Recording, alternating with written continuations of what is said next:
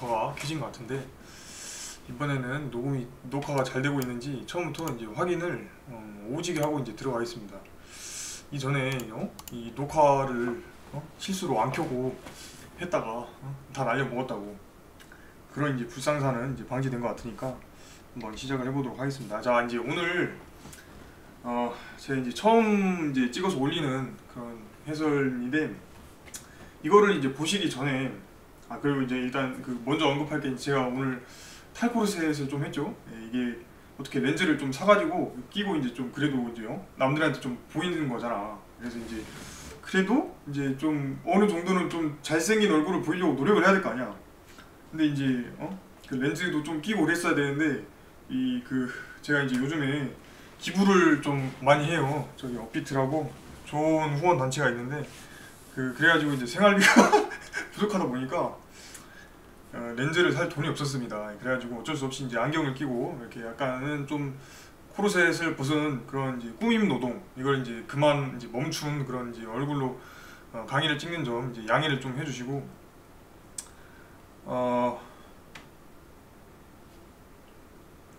아니 이게 카메라만 키면은 내가 좀 말이 적어져가지고, 이거 보니까 지금 오디오 소리가 좀 작게 들어가는 것 같은데, 아닌가? 크게 들어가나? 아무튼 이제 만약에 여기서도 이제 녹화했는데 이상한 녹화가 안 됐다, 혹은 음질이 더러웠다, 뭐 이런 이제 거 있으면 저 그냥 이제 안 할랍니다. 아니, 농담이고. 아무튼 이제 돌아가서 제가 이제 처음 이걸 찍어서 올리는 건데, 이거를 이제 듣기 전에 미리 좀 이렇게 말씀을 드려야 되는 내용이 있어요. 그러니까 이거를 보실 때는, 이 해설 영상을 보실 때는 이미 이 지문을 자기가 이제 풀어보고, 이제 다 읽고 풀어보고, 시간 재고 풀어보고, 이제 채점을 하고, 왜 틀렸는지 찾고, 이 맞는 선지는 왜 맞는 건지 찾고, 혼자서 다 해보는 거야. 내가 예전에 방송에서도 한번 언급한 적 있지만은, 지문 분석이라고 하잖아요. 지문 분석, 이제요. 님들은 지문 분석을 하는 게 아니에요. 여기 있는, 여기서부터 여기까지 이 문단은 뭐를 나타내고 있고, 구조적 독해 어쩌고, 그런 분석은 님들이 하는 게 아니고 저나 이제 가르치는 사람들이 해야 될 게 이제 지문 분석이고. 그러니까 너네가 해도 돼. 너네가 해도 되는데, 이제 점수가 애매하게 1등급도 나올랑 말랑 하면서 그런 거 하면 안 된다고. 그러니까 지문 분석이라는 거는, 공부하면서 지문 분석은, 이 지문을 네가 분석해가지고, 이 지문은 과거에 나왔던 어떤 기출과 비슷하고 그런 거를 이제 따져보기보다도, 그런 거 해도 되는데 1등급을 찍고 하라고, 찍고. 아무튼 이제 좀 진정을 하고 이제 말을 해보자면, 지문 분석은 이제 님들이 이걸 풀었잖아. 니들이 이걸 읽을 때 어떻게 읽었는지, 이걸 이렇게 쭉 내려가면서 읽을 때 어떻게 읽었는지, 이때 이거를 잘못 읽었네, 이거를 그럼 잘못 읽었다고 하면은 어떻게 읽었어야 될지, 이런 거를 이제 충분히 고민을 해본다. 이게 이제 지문 분석입니다. 이상한 물을 준비를 안 해놨구나. 잠깐만. 준비성도 없고.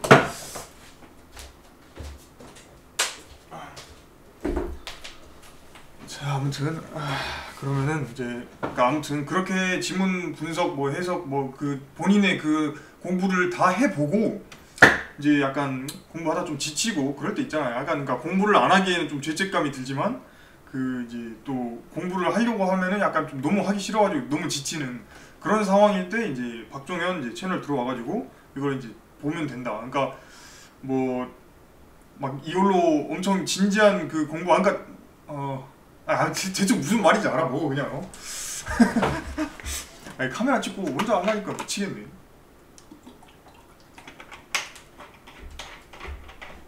자, 아무튼 그렇게 본인이, 지금부터 제가 이야기하는 것들은 이걸 다 읽어보고 충분히 이제 문제 다 풀어보고 이제 본다는 거를 전제를 합니다. 저는 이제 시작을 하겠습니다.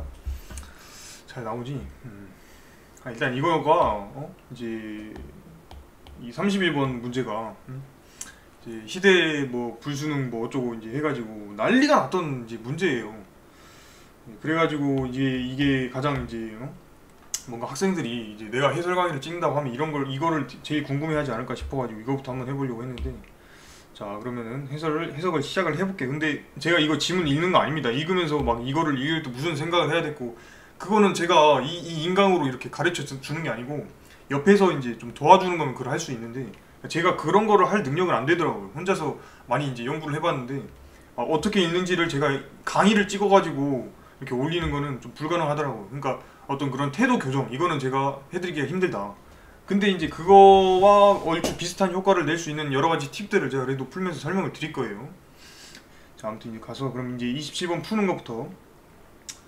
27번 다음은 잘 보이지? 잘 보이나? 안 보이나?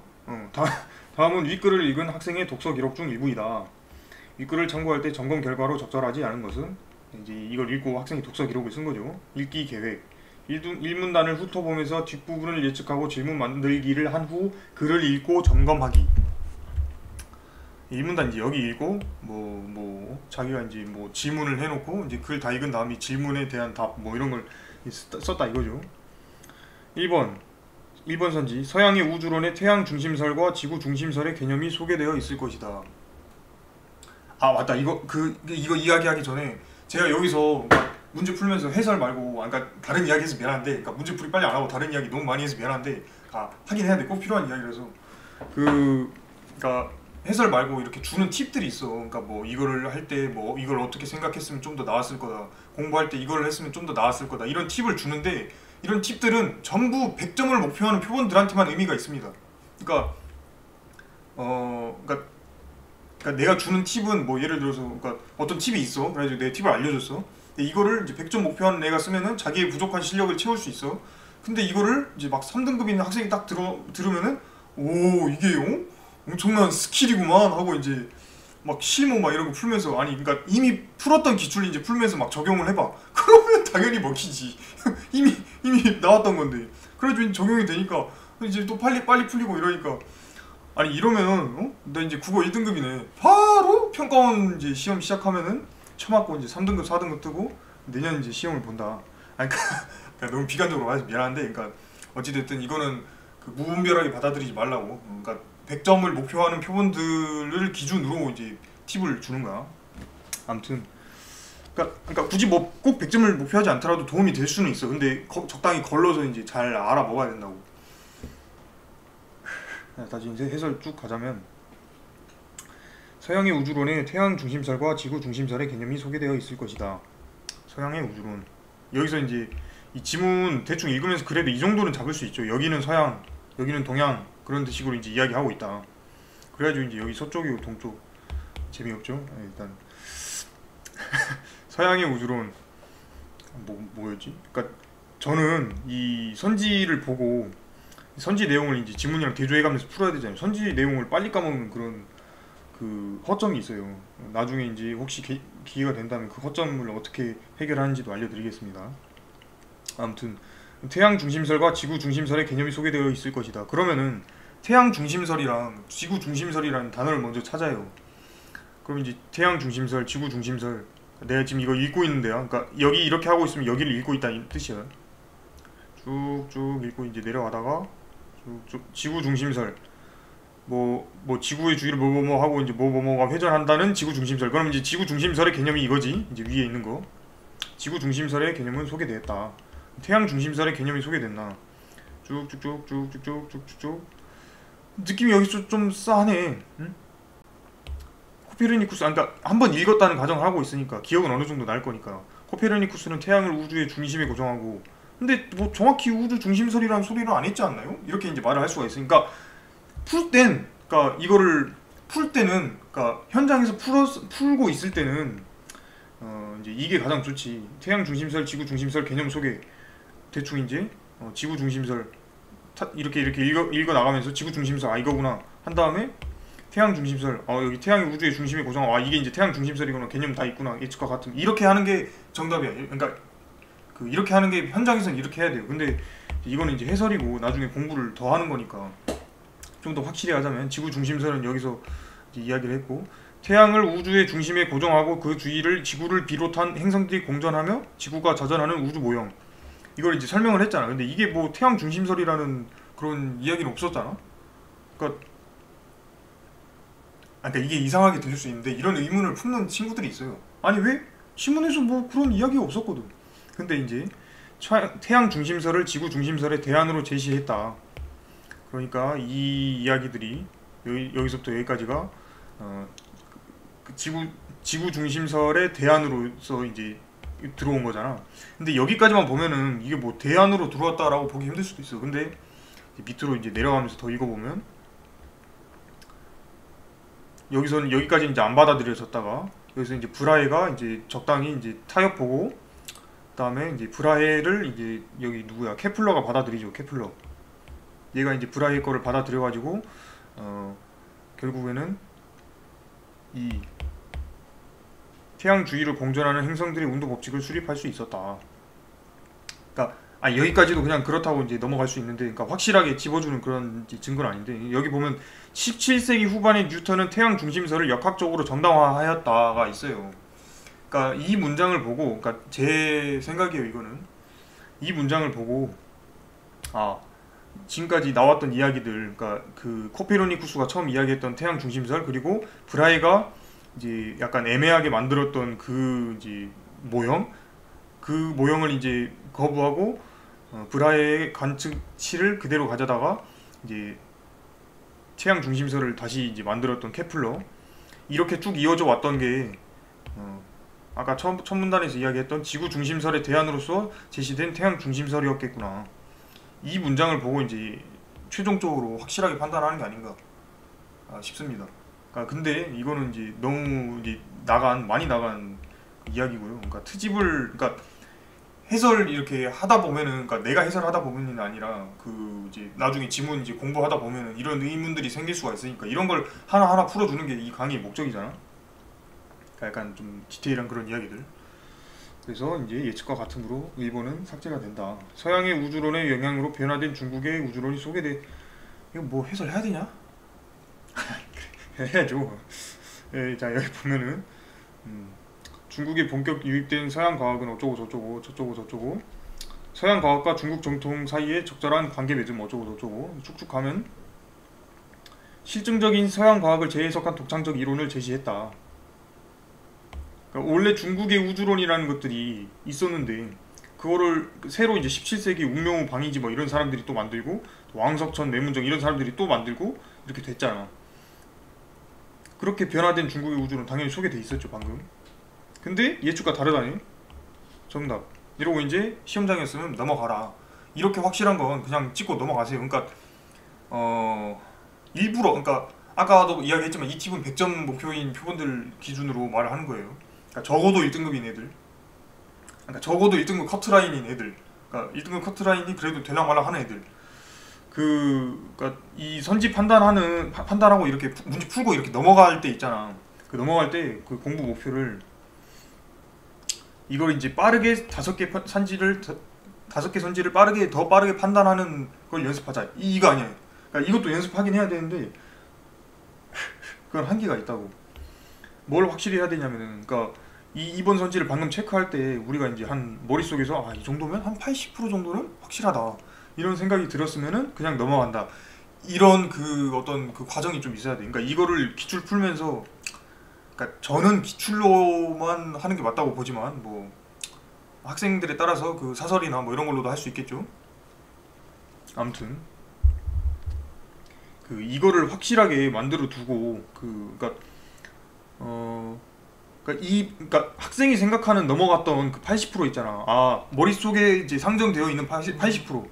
이 80%여가지고 이제 그냥 이거 3, 4, 5번은 보지도 않고 그냥 넘어갔다. 2번이 너무 확실해서. 그러니까 이거를 연습하라 이거지. 그러니까 이제 의견들이 좀 많이 갈리는 부분이긴 한데, 그러니까 이걸 이제 손가락 걸기라고 하잖아. 이거 그냥 안 풀고 넘어가는 거를. 근데 2번이 확실하면 그냥 손가락 걸기를 하는 게 맞다고 저는 봐요. 그러니까 2번을 정말 확실하게 만드는 게 중요해. 이게 왜 중요하냐? 그러니까 이렇게 쉬운 문제 그냥 넘어가는 거에 대해서는 뭐 의견이 좀 다를 수도 있어. 그러니까 모를 수도 있어. 근데 뭐 예를 들어서 이거 이렇게 지워졌다 쳐봐. 2번, 4번이 이렇게 남았어. 이렇게 애매한 상황이 있잖아. 이런 경우에 이제 검토 표시를 해야 된단 말이야. 그러니까 검토 표시를 해두고 이제 체크를 하고 넘어가야 나중에 왔을 때 이거를 이제 다시 본다고. 그럼 이제 검토 표시를 하냐 안 하냐로 그 나중에 또 다시 돌아와서 그 이제 나중에 다시 돌아오는 시점 뭐 5분 남고 10분 남고 이럴 시점이잖아. 다 풀고 다시 돌아와서 검토할 때. 그때 이제 그때 검토 표시해놨던 걸 보고 이제 돌아가서 할 수가 있거든. 그러니까 방금 내가 말한 그 80% 어쩌고 이제 이 이야기 있잖아. 이게 이제 확실히 없고 그러니까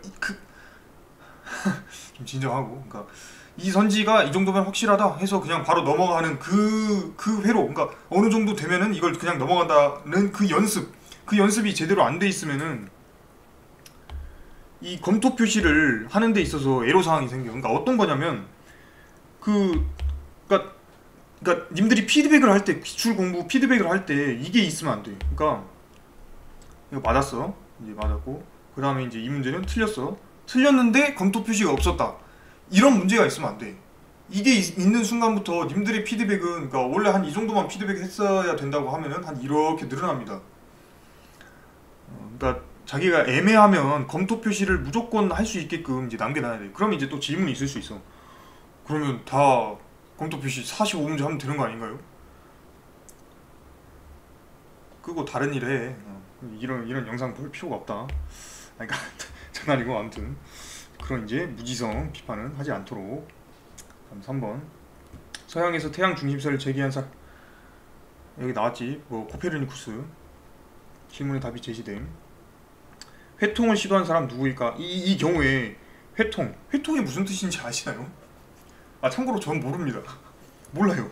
이건 제가 봤을 땐 몰라도 돼요. 제가 그 예전에 저희 채널 영상에다가 몰라도 되는 단어들에 대한 이야기를 올린 적이 있는데, 이건 몰라도 되는 단어예요.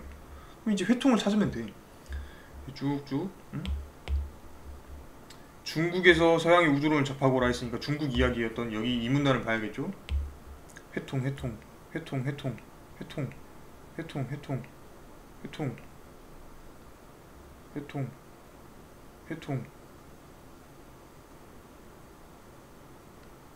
회통이 없네? 제가 못 찾았나요? 한 여기쯤에서 다시 봅니다. 가 아니라 제가 못 찾은 것 같은데, 회통을 다시 봅니다. 그러니까 이런 실수를 할 수 있어. 그러니까 이제 내가 실수해가지고 정당화 시키는 게 아니고, 그러니까 시험장에서 이런 실수가 나올 수가 있잖아. 이거 다시 읽어보는데 방금 읽는데 뭐 한 10초 걸렸나? 이 정도는 그냥 다시 투자해야 돼요. 그러니까 만약에 이런 경우가 있으면, 그러니까 다시 천천히 회통.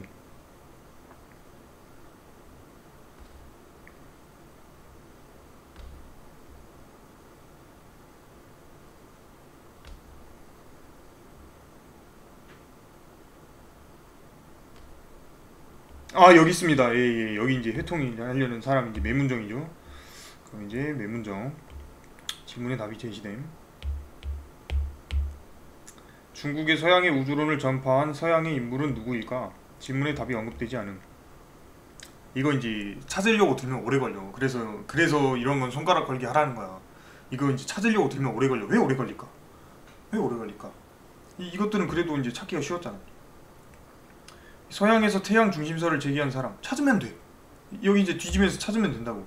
금방 찾아. 그러니까 한 이 정도만 뒤져도 찾을 수가 있어. 근데 중국의 서양의 우주론을 전파한 서양의 인물은 누구일까? 질문의 답이 언급되지 않음. 그러니까 언급되지 않은 걸 찾으려면 다 뒤져야 돼. 그래서 이제 더 짜증이 난다. 아무튼 그래서 다 뒤져보면 없습니다. 이건 제가 뭐 찾아드릴 그런 문제가 아닙니다. 읽어보면 없어요. 다음 28번.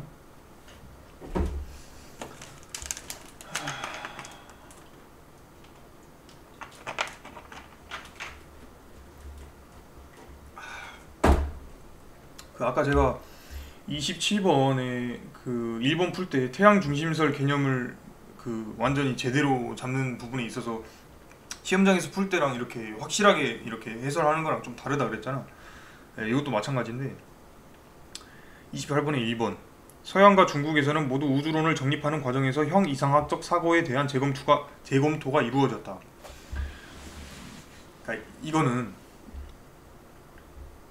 풀 때는 어떻게 해야 되냐면, 서양과 중국 우주론 정립하는 과정 형이상학적 사고? 형이상학이라는 단어를 집중을 해. 그러니까 보면은 선지마다, 그러니까 특히 이제 일치 불일치로 푸는 그런 문제들 있잖아. 그러니까 그렇게 소거시켜야 되는 선지들, 그런 것들에는 특히 이제 이런 것들이 많아. 그러니까 뭐 예를 들어서 이 선지가 이야기하고 있는 내용이 맞는지 혹은 틀린지를 판단을 하기 위해서 돌아가서 이제 지문이랑 대조를 해봐야 될 거 아니야.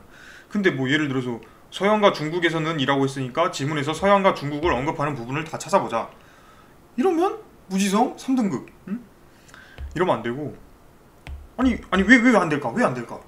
아니 여기 다 지금 뭐 여기 서양 이야기 다 중국 서양 중국 그렇게 이야기를 하고 있다고. 그러니까 무지성인 거지. 응? 이제 중국에 이제 여행을 가서 짜장면을 먹고 싶은데 짜장면 집을 찾는 게 아니라 중국집을 찾는 약간 그런 이제 재미없나요? 네, 미안합니다. 아무튼 그래서 이제 이 선지를 읽을 때는 그러면 뭐를 봐야 될까? 우주론을 정립하는 과정? 우주론이라는 단어도 엄청 많이 나왔잖아.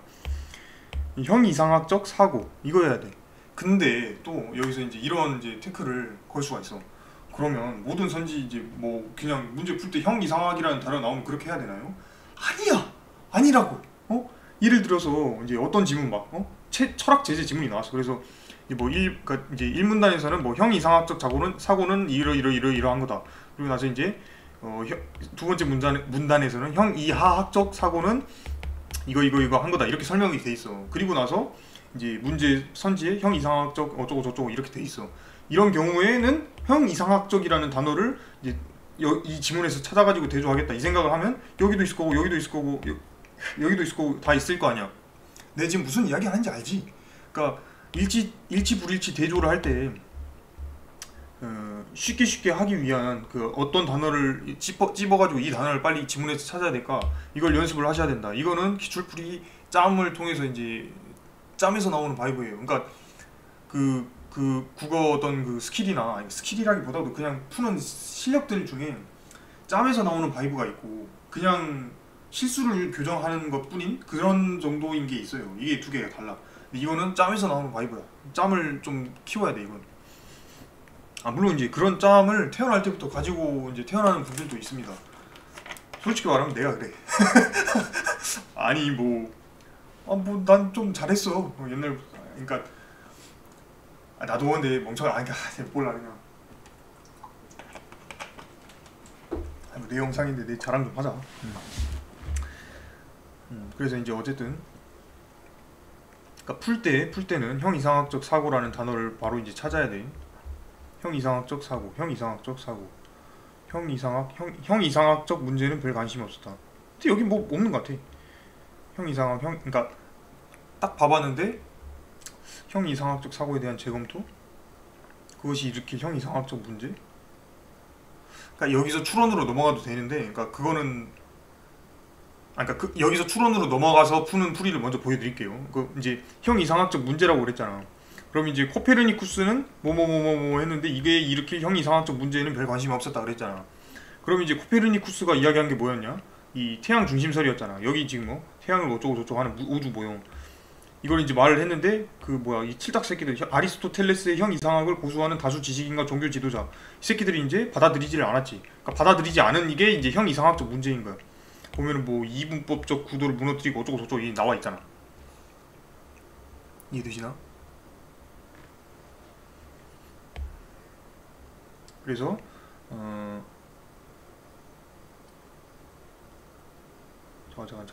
잠깐 이야기하던 걸 잠깐 집어서 그래가지고 어쨌든 다시 돌아와서 이제 이 문장을 보고 그렇게 이제 추론을 해냈어. 그러니까 여기까지만 보고 형이상학적 문제를 일으켰다고? 그럼 이제 이 태양 중심설이라는 게, 그러니까 코페르니쿠스라는 사람은 이 사람이 주장한 거는 여기 이제 태양 중심설인데 여기. 근데 이게 형이상학적 문제를 일으켰다. 이게 이제 형이상학적 문제를 일으킨 거잖아. 그러면 이제 우주론을 정립하는 과정, 그냥 여기 있는 내용들이 다 우주론을 정립하는 과정이잖아. 형이상학적 사고. 그러면은 딱 봤을 때 이 아리스토텔레스의 형이상학을 고수하는, 그러니까 아리스토텔레스의 형이상학 이게 이제 형이상학적 사고였던 거지. 그러니까 이 지구 중심설, 기존의 지구 중심설을 이야기하는 거. 그러니까 지구 중심설을 바로 형이상학적 사고인 건 아니야. 정확히 이제 어떤 게 형이상학적 사고냐. 왜냐하면 그것은 지상계와 천상계를 대립시키는 아리스토텔레스의 이분법적 구도 한갓 행성의 거주자 어쩌고 이 소리가 이제 형이상학적 사고입니다. 기존에. 그러니까 이런 것들을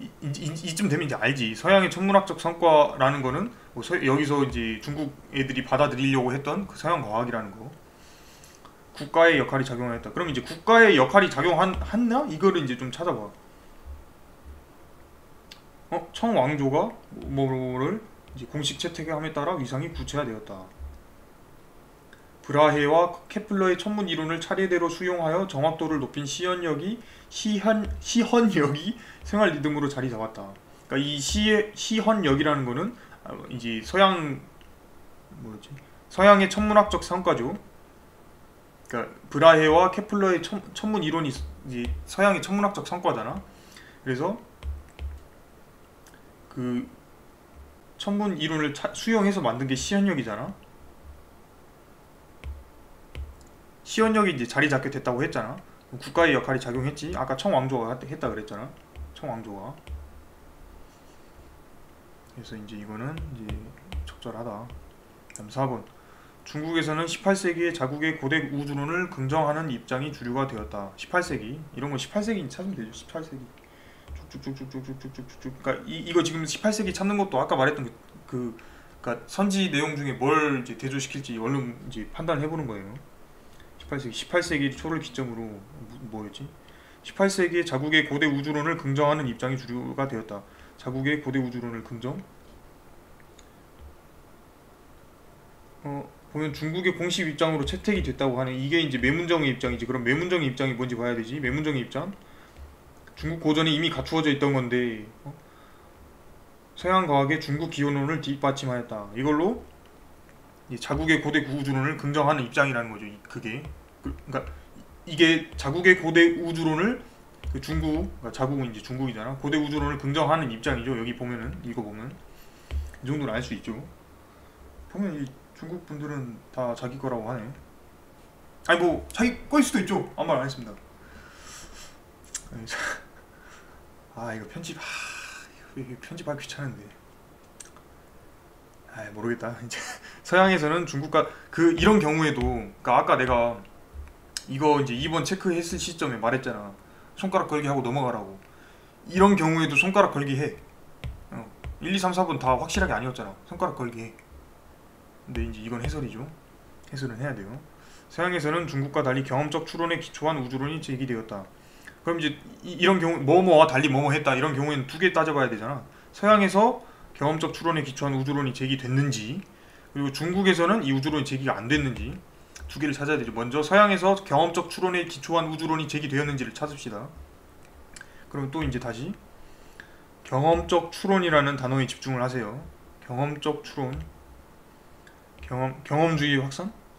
뭐 비슷한 말인 것 같아. 약간 그거지 이제 막 아침 9시 돼가지고 그 비체인 그 알트코인 중에 하나인데 이제 비체인이 오르면은 막 사람들이 비체인 오르네? 뭐 크립토닷컴 체인? 막 체인 붙은 거 이제 막 다 찾아간다고. 약간 그런 이제 느낌인 건데, 그러니까 그러니까 이제 좀 무지성이다. 그러니까 이런 걸 이제 너무 받아들이면 안 된다. 그러니까 대충 알아보고 좀. 그러니까 아무튼 이제 이 경험이란 단어가 나왔지만 뭔가 막 유의미한 건 없는 것 같기도 하다. 쭉쭉쭉. 아까 뭐였어? 경험적 추론.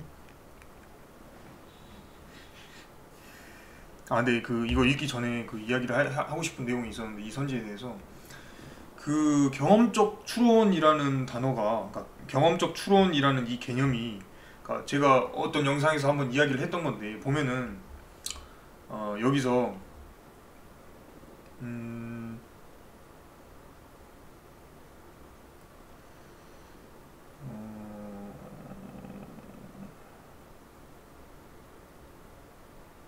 여기서는 지금 이제 바로 안 보이는데 단어가, 그러니까 어떤 단어들은, 그러니까 비문학에서 어떤 단어들은 그러니까 본인이 원래 모르고 있었어도 풀 수 있게끔 나와. 그러니까 뭐 예를 들어서 가능세계 이런 거 내가 모르고 있었어도 이제 되는 거잖아. 근데 여기서 뭐 개념 뭐 이런 단어는 알아야 되잖아. 그러니까 경험적 추론이라는 게 과연 이제 둘 중에 어느 분야에 속하냐, 이게 또 이제 약간 뭐 지문을 이제 내가 가르치려고 선지 하나하나 보다 보니까 이게 좀 눈에 띄더라고. 내가 봤을 땐 이 경험적 추론이라는 단어는 원래 알아야 돼. 근데 뭐 그러니까 이게 확실하지는 않을 수도 있지. 그러니까 내 입장은 그렇다는 거야. 경험적 추론이라는 단어 개념은 뭔지를 알아야 돼. 이걸 알아야 돼. 근데 뭐 이게 그러니까 이걸 알아야 되는 건지 아닌 건지에 대한 논란은 어느 정도 있을 수 있지. 하지만 님들은 지금 이 영상 보고 있잖아요. 님들은 좀 알아가세요. 이 정도는. 경험적 추론이라는 거는 경험 뭐야? 경험. 뭐 내가 이제 재수를 경험했다, 삼수를 경험했다, 사수를 경험했다, 해본 것들 이게 이제 경험이잖아. 추론을 추론은 뭐야? 그러니까 추정해가지고 어떤 이제 그 이론, 그러니까 추정해가지고 아예 이러이러할 것이다라고 이제 생각하는 것을 추론이라고. 방금 내가 뭐라 했지? 그러니까 유추하는 거지. 그러니까 어떤 방법들을 사용을 해가지고 그러니까 확실하진 않지만 이러이러할 것이다라는 이제 생각을 하는 게 추론이죠. 그럼 경험적 추론은 뭐야? 내가 지금까지 겪었던 경험들을 토대로 그런 이제 확실하진 않지만 무언가 이러이러할 것 같다라는 걸 만드는 걸 경험적 추론이라고 하는 거지. 이제 예시를 이제 들자면, 그러니까 이런 것까지 이제 소개시켜 줘야 되나 싶긴 한데 어쨌든 뭐 예시를 들자면은 이제 경험적 추론, 이제 박종현은 예, 삼수 때도 이제 삼수 때 6구 수능 때 이제 수학 가형 등급이 4, 4, 3이 떴다. 그리고 사수 6구 수능도 공부를 매우 열심히 했지만 3, 4, 4가 떴다. 그러면은 오수를 해도 4, 4, 4가 뜰 것이다. 이게 이제 경험적 추론이라는 거야. 그런 아무튼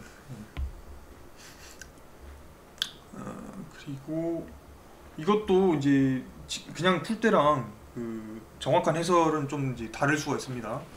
저도 그렇게 생각합니다. 근데 이거를 이제 받아들이는 건 어찌 됐든 이거 보는 수험생들 몫이에요.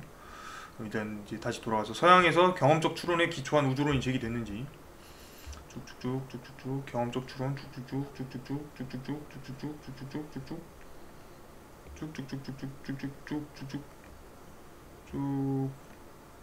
경험이라는 단어를 찾고 있는 거야 지금. 경험주의자였기에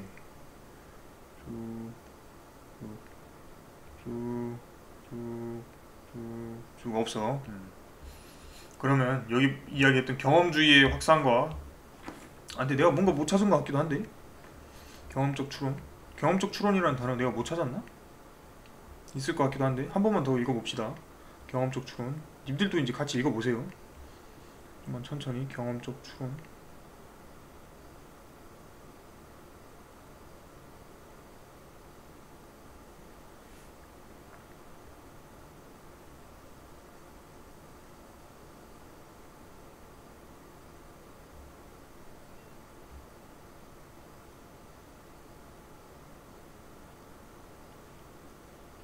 없습니다. 그럼 이제 어떻게 생각을 해야 되냐? 경험주의 확산이라고 했잖아. 그러니까 이렇게 되면 경험적 추론이라는 걸 알아야 되는 거야. 이걸 그냥 바로 이걸로 들어가도 되나? 아무튼 이제 그러니까 바로 그냥 얼른 해설만 하겠습니다. 케플러는 우주의 수적 질서를 신봉하는 뭐 형 이상학인 신플라톤주의에 매료되었기 때문에 여기서부터 이제 쭉 읽어봐. 보면은 경험적 추론에 기초한 우주론. 봐봐. 이러면은 이 그러니까 하지만 그러니까 여기서 이 경험주의자였기에라는 이제 이 구절도 넣어주잖아. 그러니까 여기를 이제 읽어보면 돼요. 그러니까 여기를 읽어보게 돼. 이제 풀 때도. 왜냐면 경험이라는 단어가 들어가 있으니까. 브라헤의 천체 관측치를 활용하여 태양 주위를 공전하는 행성의 운동 법칙들을 수립할 수 있었다. 그럼 천체 관측지라는 것이 이제 경험이지. 그러니까 관측한 거니까. 나도 이제 내 삼수 6구 수능, 사수 6구 수능 이제 성적표를 관측했잖아. 재미없나? 재미없다. 나도 눈물이 난다. 그러니까 아무튼 이게 이제 경험이라고 할 수 있겠죠. 이 천체 관측치에 기초한 우주론. 그것이 바로 이제 그 태양 주위를 공전하는 행성의 운동 법칙들을 수립할 수 있었다. 이 운동 법칙들을 이야기하는 거겠죠. 수립된. 서양에서 경험적 추론에 기초한 우주론이 제기됐다는 건 이래서 이제 맞아요. 중국에서는 경험적 추론에 기초한 우주론이 제기되지 않았는지 찾아봅시다. 똑같은 방식으로 경험적 추론.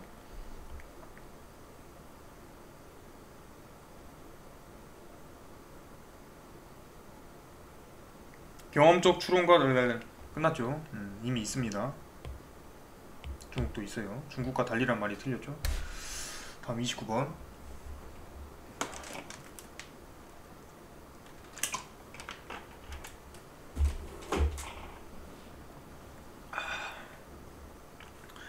윗글에 나타난 서양의 우주론에 대한 설명으로 가장 적절한 것은 항성천구가 고정되어 있다고 보는 아리스토텔레스의 우주론은 천상계와 지상계를 대립시킨 형 이상학을 토대로 한 것이었다. 돌아가서 대조해야 될까 이거? 그 아리스토텔레스의 우주론 천상계와 지상계 대립이라는 소리가 이제 아까 여기 있었잖아. 이제는 막 하나하나 설명하기보다는 이미 이제 충분히 이제 지문 엄청 많이 들여다봤으니까 바로바로 찾을 수 있죠. 여기 보면은 이 대립시키는 이분법적 구도 이건 맞아. 근데 이제 항성천구가 고정되어 있다고 보나? 항성천구가 고정? 항성천구 고정. 대충 이제 그 단어들을 찾아봐 또. 항성천구가 회전한다는 주지구 중심설을 내세웠다. 고정? 아니죠. 이제 회전이었죠. 많은 수의 원을 써서 행성의 가시적 운동을 설명한 프톨레마이오스의 우주론은 행성이 태양에서 멀수록 공전 주기가 길어진다는 점에서 단순성을 갖는 것이었다. 아까 보면 단순성을 갖는다. 이건 이제 어디서 나온 이야기죠? 이 저기 뭐야 코페르니쿠스는 뭐뭐뭐 했다. 그러자 이 새끼보다 이 적은 수의 원으로 설명을 할 수 있어가지고 이런 점에서 단순성이 충족되었다라고 했죠. 프톨레마이오스의 우주론이 아니죠. 3번 지구와 행성이 태양 주위를 공전한다는 코페르니쿠스의 우주론은 이전의 지구 중심설보다 단순할 뿐 아니라 아리스토텔레스의 형 이상학과 양립이 가능한 것이었다. 이게 단순할 뿐 아니라 여기까지 이제 맞는 말이죠. 이거는 본인들이 찾아봐도 되는 것 같아요. 제가 지금 너무 이렇게 다 대조를 해주는 것 같은데 이 정도는 이제 님들이 판단할 수 있죠. 여기까지 맞다는 거는. 다음 이 아리스토텔레스의 형 이상학과 양립이 가능한 것이었다. 양립이 불가능했죠. 왜? 보면은 이 틀딱들이 이제 받아들이려 하지 않았다 그러잖아. 이 형 이상학적 뭐가 무너진다고. 그러니까 이 틀딱들이 이제 항상 문제다. 맞는 말 틀린 말 이걸 가려야 되는데 말도 안 되는 아무튼 지구가 우주 중심에 고정되어 있고 다른 행성을 거느린 태양이 지구 주위를 돈다는 브라헤의 우주론은 아리스토텔레스의 형 이상학에서 자유롭지 못한 것이었다. 봅시다. 이건 조금 뭐 어려워할 수도 있겠는데 브라헤는 형 이상학과의 창충을 피하고자 이걸 만들었지. 뒤에 내용은 사실 안 봐도 돼. 아리스토텔레스 형 이상학과의 창충을 피하고자 했대. 눈치 본 거죠. 응? 자유롭지 못했죠. 자유로웠으면 형 이상학 가 이렇게 하고 이제 갈 수 있잖아. 자유롭지 못한 게 맞죠. 그러니까 이 지구 주위를 돈다는, 그러니까 이 지구가 우주 중심에 고정되어 있고 다른 행성을 거느린 태양이 지구 주위를 돈다는 브라헤의 우주론. 그러니까 여기까지의 이 설명이 브라헤의 우주론인지 따져보는 거는 여기를 읽어보면 되죠. 이 정도 대조는 스스로 할 수 있을 거라고 믿겠습니다. 다음 5번 태양 주위를 공전하는 행성의 운동 법칙들을 관측치로부터 수립한 케플러의 우주론은 여기까지 맞는 말이죠. 맞는 말이지. 아까 충분히 봤잖아. 신플라톤주의에서 경험주의적 근거를 찾은 것이었다. 신플라톤주의? 또 이상한 소리 하네. 그러니까 내 생각에는 이 지문 뭐 다른 문제들은, 그러니까 31번 제외하고 다른 문제들은 문제가 어려웠다기보다는 자꾸 이제 여러 가지를 빨리빠르게 찾게끔 만들어서 좀 시간을 많이 이렇게 잡아먹은 게 아닌가 싶어. 이제 신플라톤주의라는 단어는 여기 나오지. 케플러는 뭐 우주의 신플라톤주의에 매료되어 있기 때문에 했다. 하지만 그런 경험주의자였기에 천체 관측치를 활용해서 했다. 그럼 신플라톤주의에서 경험주의적 근거를 얻은 게 아니고 아까 이야기했듯이 경험주의적 근거는 브라헤의 그 관측치였죠.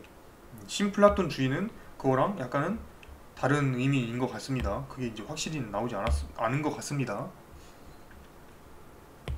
그래서 아니다. 30번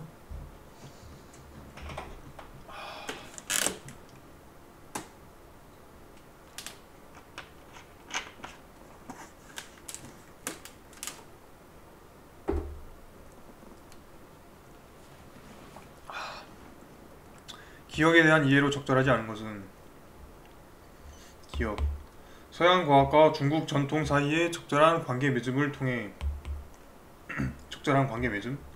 오케이. 이게 계속 왔다 갔다 거리는 것 때문에 좀 그럴 수 있는데, 그 님들이 그러니까 이 지문 풀었다는 가정을 했다 그랬잖아. 그러니까 이 영상 하나 틀어놓고 인강 보듯이 틀어놓고 네 거를 보면서 이제 대조하면은 좀 편할 거야. 중국에서 서양 과학을 수용한 학자들은 자국의 지적 유산에 서양 과학을 접목하려 하였다. 맞죠? 아, 이거 돌아가서 해줘야 되나? 자국의 뭐 고대 문헌에 수록된, 여긴 아니고, 우수한 면은 모두 중국 고전이 이미 갖추어져 있었다. 중국이 이렇게 대단하다. 중국 기원론 이런 소리가 있죠. 자국의 지적 유산에 서양 과학을 접목하려 하였다. 접목하려 했다는 이야기도 있죠. 영향을 받아 서양 이론과 연결하는 등. 다음 2번. 서양 천문학과 관련된 내용이 중국의 역대 지식 성과를 집대성한 사고전서에 수록되었다. 사고전서 여기 나오죠. 이 입장은 그대로 반영되었다. 이 입장, 매문정의 입장, 여기 나오는 입장, 이거 서양 과학 받았죠. 서양 천문학과 관련된 내용이죠. 매문정의 입장이. 방이지는 서양 우주론의 영향을 받았지만 서양의 이론과 구별되는 새 이론의 수립을 시도하였다. 그럼 방이지. 웅명웅화 방이지 등은 아까 무슨 내용이었지? 선지가? 그러니까 내가 단기 기억력이 너무 안 좋아서. 서양 우주론의 영향을 받았지만 새 이론을 수립했다. 실증적인 서양 과학을 재해석한 독창적 이론을 제시하였다. 뭐 광학 이론은 그들이 창안한 것이었다. 브라해의 영향이었지만 브라해의 영향도 받았고 새 이론도 수립했죠. 매문정은 중국 고대 문헌에 나타나는 천문학적 전통과 서양 과학의 수학적 방법론을 모두 활용하였다. 매문정 여기 다시 돌아와서 뭐였지? 중국 고대 문헌에 있는 천문학적 전통이랑 서양 과학의 수학적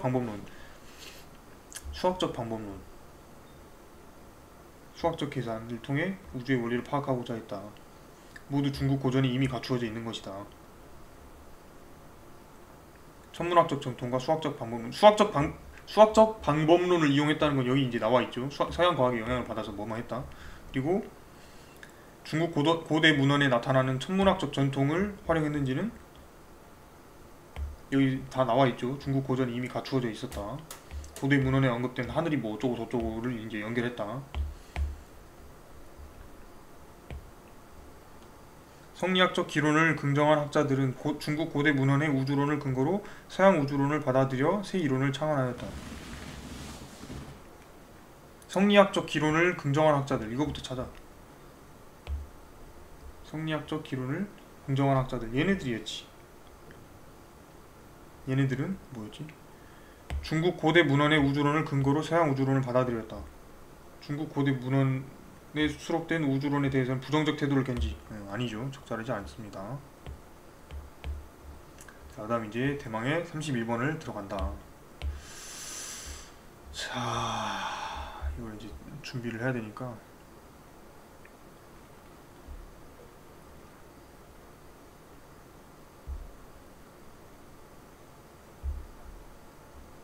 이거를 이런 식으로 제가 잠시 좀 정리를 좀 하겠습니다.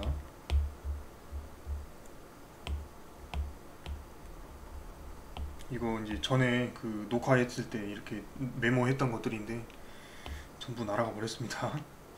과연 나는 그때 어떤 설명을 했을까? 그 이제 여담이지만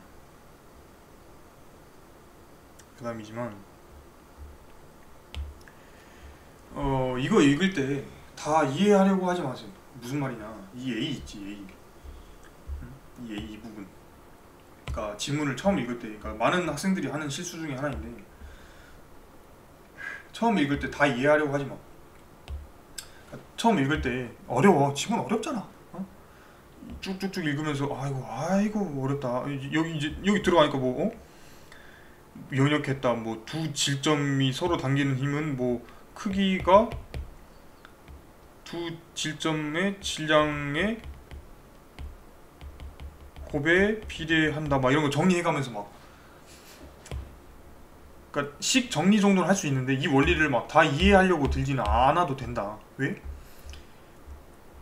그러니까 이제 왜 그게 왜 그러냐면 그러니까 님이 이 지문에 대해서 어느 정도를 이해했는지를 나타내는 척도가 있다고 쳐. 이제 1, 2, 3, 4, 5단계로 이렇게 있다고 쳐. 근데 어떤 문제를 풀기 위해서는 이 여기까지의 이제 그 이해가 필요해. 근데 처음 지문을 읽을 때 한 이 정도까지만 이해를 해두고 이 문제를 풀기 위해서 여기를 이제 다시 읽는 과정. 그게 이제 문제를 보면서 그러니까 문제와 선지를 보면서 지문과 대조하는 작업인 거잖아. 근데 처음 읽을 때부터 아 여기까지 다 채워야지 이러면서 읽으면 나가리 된다고. 무슨 말인지 알겠죠? 그럼 이제 이런 질문이 있을 수 있어. 그 문제가 이해도가 이 정도 돼야 되는 걸 어떻게 하나요? 지문 읽을 때 이 정도까지 읽어야 된다는 걸 어떻게 하나요? 그것도 짬에서 나오는 바이브예요. 그건 님들이 공부하셔야 돼요. 그러니까 이게 뭐 그냥 뭐 너무 쉽게 던지는 말 아니야? 이렇게 이야기할 수도 있는데 정말이야. 이건 짬에서 나오는 바이브야. 이게 정말 공부 시간을 할애해야 되는 부분이야. 이런 감을 잡는 게 국어 공부할 때 공부 시간을 할애해야 되는 방향이라고 이게. 근데 공부 시간을 이상한 데다 할애하고 있는 경우가 많지. 아무튼 이제 다시 돌아와서 31번은 그래서 이제 풀려고 들 때 이제 A를 읽는 거예요. 보기를 참고할 때 A에 대한 이해로 적절하지 않은 것은 일단 이 A를 들어가서 이제 다시 읽어봅시다. 이거는 내가 어떻게 읽는지 좀 이야기를 한번 해볼게. 17세기 후반에 뉴턴은 태양 중심설을 역학적으로 정당화하였다. 뭔지는 모르겠어. 뭐 역학적으로 정당화? 나는 이제 물리했잖아. 알아. 하지만 몰라도 돼. 그러니까 이 지문 풀 때는 몰라도 돼요. 그러니까 아무튼 이제 그는 만류 인력 가설로부터 케플러의 행성 운동 법칙들을 성공적으로 연역했다. 이게 무슨 말인지 몰라도 되는데 그냥 얼른 설명을 하자면 그냥 이제 좀 잘난 척 좀 해야 되니까 이 두 문장 설명을 하자면 태양 중심설을 역학적으로 정당화했다라고 돼 있잖아. 그러니까 역학적으로 정당화했다는 건 역학은 그러니까 여기서 말하는 역학적으로는 이제 당연히 고전 역학을 이야기를 하는 건데 이거 듣기 싫은 사람은 이제 대략 한 1분? 한 2분 정도 이렇게 여기를 이제 이렇게 클릭하면 이제 빨리 감기가 되잖아. 그걸로 이제 넘겨. 역학적으로 정당화했다는 거는 지금까지 17세기 후반에 뉴턴 이 새끼 나오기 전에 이제 있었던 태양 중심설 뭐야? 그냥 이제 관측치. 아까 말했던 또 경험적 추론. 관측해봤더니 뭐 그렇더라. 그래가지고 이제 대충 이렇게 만든 게 그 전까지의 태양 중심설이었어. 근데 역학적으로 정확히 이제 뭐 질량이 막 어떻게 돼가지고 이게 지금 움직이는 가속도가 이 방향으로 가속도가 계속 들어오는데 속도가 이렇게 되니까 앞으로의 움직임이 어떻게 되고 막 이런 거를 이제 정당화했다고. 그런 이제 문장이에요. 그리고 이제 만유 인력 가설로부터 케플러의 행성 운동 법칙들을 성공적으로 연역했다. 이게 이제 방금 이야기했던 그 말이죠. 그러니까 만유 인력 가설은 자기가 만든 거야. 그러니까 자기가 만든 거고 이걸로 케플러의 행성 운동 법칙들 이건 뭐죠? 뭐 경험적 추론했던 그거를 성공적으로 연역했다. 연역했다는 거는 A는 B다, B는 C다, A는 C다 이거거든요. 그러니까 뭔지 알지? 아니다. 그러니까 그 3단 논법 있잖아. 그런 것들을 연역했다라고 이야기를 하는 거야. 연역법이라고 하니까 연역법과 귀납법 뭐 이런 게 있잖아. 그 정도는 고딩이 알지 않을까? 아무튼 근데 생각해보니까 이거 뭐 처음에 시작할 때 뭐 100점 목표인 애들 위주로 한다느니 막 그런 소리 했는데 이러고 있네.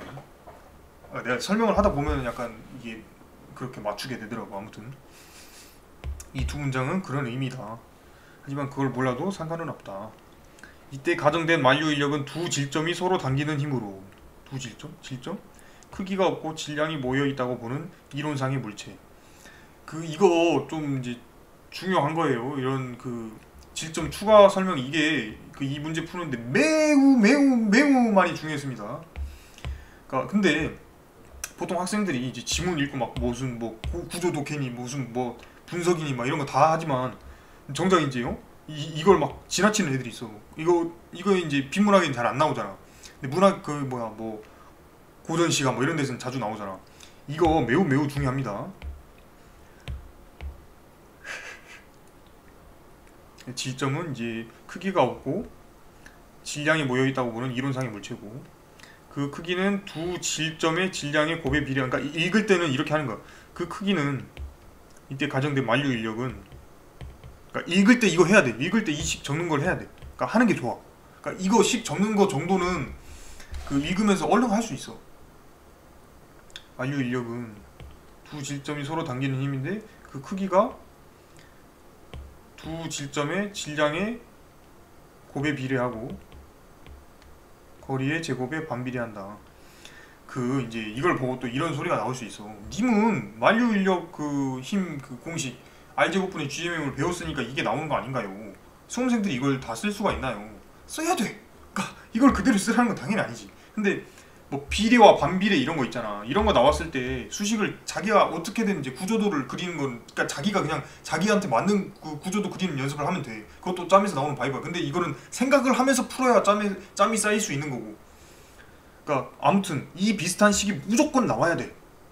R제곱분의 GMM이라는 공식을 모르더라도 비례와 반비례라고 했으니까.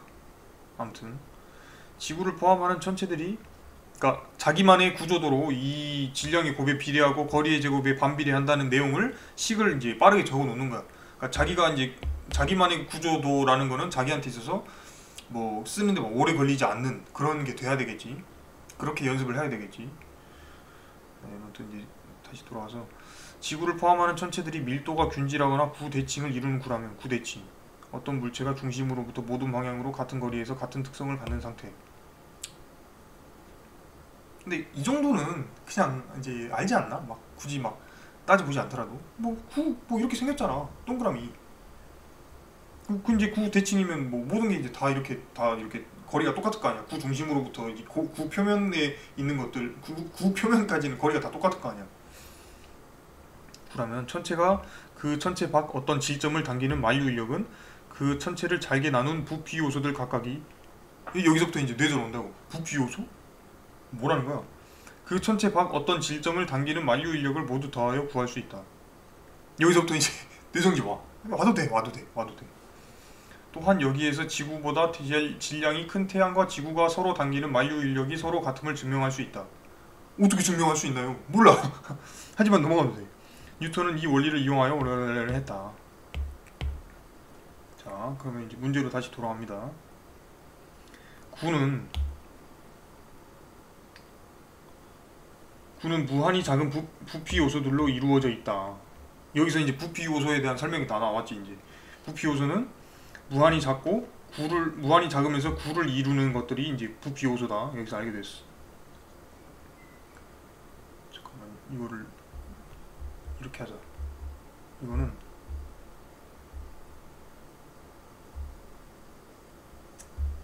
페이지 추가.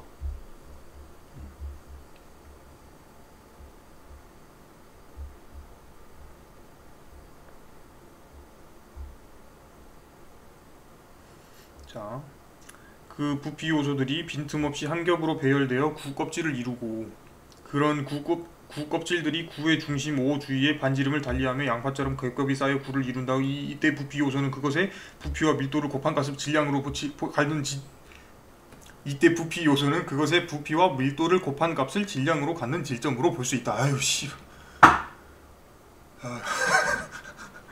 자, 이런 거 읽을 때 뭐랑 뭐를 곱했다, 뭐랑 뭐를 더한다 이런 소리 나오면 그냥 무지성으로, 응? 그냥 바로 이제 무지성으로 그냥 생각하지 마. 뭘 곱하고 더했다 이 소리 나오면 그냥 적는데 5초 13초도 안 걸려. 이때 부피 요소는 부피 요소는 그것의 부피와 밀도를 곱한 값을 질량으로 갖는 질점으로 볼 수 있다. 이렇게만 적어놔도 돼. 이 정도로만 무지성으로 적어놔도 돼. 그러니까 이렇게라도 적어놔. 적어놓는데 방금 한 5초 걸렸잖아. 이 정도는 뭐 할 수 있잖아. 근데 이게 이제 도움이 될 확률이 매우 크다고. 이런 문제들 풀 때. 아무튼 이제 다시 돌아가서 이제 부피 요소를 여기서 이제 설명을 해줬죠. 그다음에 그리고 이제 국어에서 이렇게 그림이 나오잖아.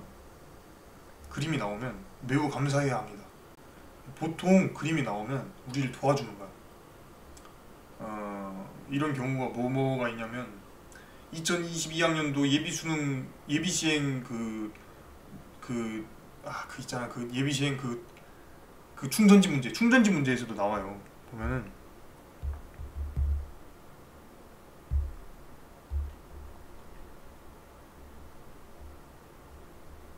여기 보면 이제 이 그림이 나오거든. 풀어본 사람은 알겠지만 이 그림이 있음으로써 이제 우리가 생각을 할 수가 있게 된다고. 그러니까 이 그림이 없잖아. 이제 머릿속에서 이 지문에서 설명하고 있는 것들을 막 연결을 지어야 돼. 막 이게 어디서 어떻게 생겼고 지금 그러니까 이 그림에 나타나져 있는 것들을 우리 머릿속에다가 우리 머릿속에서 혼자 상상을 해야 될 수도 있는 거라고. 그러니까 이제 무슨 말이냐, 평가원한테 그럼 감사하란 소리냐? 당연히 아니지. 감사하란 소리가 아니고 이런 게 나오면 집중을 해라. 이 그림에 집중을 좀 해라. 많이 써먹어라. 그리고 일단은 이제 쭉 읽읍시다. 같은 밀도의 부피 요소들이 하나의 구껍질을 구성하면 여기까지는 그냥 읽자.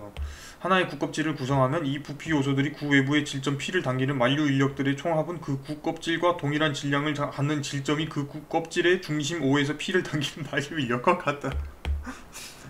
아, 근데 이렇게 읽다 보니까 확실히 이게 학생들이 이제 어려워할 수가 있겠다라는 생각이 드네요. 저는 솔직히 말하면 안 어려웠거든요. 뭐 나는 이거 이제 제가 이제 재수 시험 볼 때 이게 나왔던 건데, 재수 때는 이제 재수 국어, 그러니까 현장에서 풀 때는 그냥 아예 넘겼었고 시간이 없어가지고 그 이제 다시 풀어보았을 때가 있을 거 아니야. 그때 보면서 별로 어렵지 않았어. 그러니까 내 물리를 해서 그런가? 아무튼 근데 뭔가 왜 어려웠을지가 약간 감이 오네요. 아무튼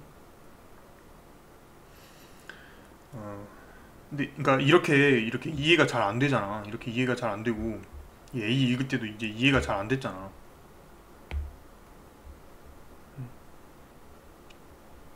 이렇게 이해가 안 될 때는 이렇게 그림이 주어져 있거나 아니면 우리 수식을, 그러니까 아까 그 구조도를 그리라고 했잖아. 그런 것들을 최대한 이용을 해가지고 머릿속에 이해를 시켜야 돼. 그러니까 이때는 진짜 이해도를 어떻게든 늘려야 돼. 보기를 읽으면서. 그러니까 이거는 당장 막 그림도 나와 있고 무슨 원리를 설명해주고 뭐랑 뭐를 곱하고 더하고 막 이런 소리가 나와 있으니까 이거를 지금 뭐 제대로 원리를 이해하려면은 뭐 대충 이제 앞으로 지금부터 내가 이제 설명해줄 것들인데, 뭐 부피 요소들로 이루어져 있다. 이 부피 요소들이 한 겹으로 배열된 게 구껍질이구나. 그럼 이거 하나가 구껍질이구나. 그리고 이제 이 구껍질들이 모여서 이제 구가 되는구나. 여기까지 읽은 거야.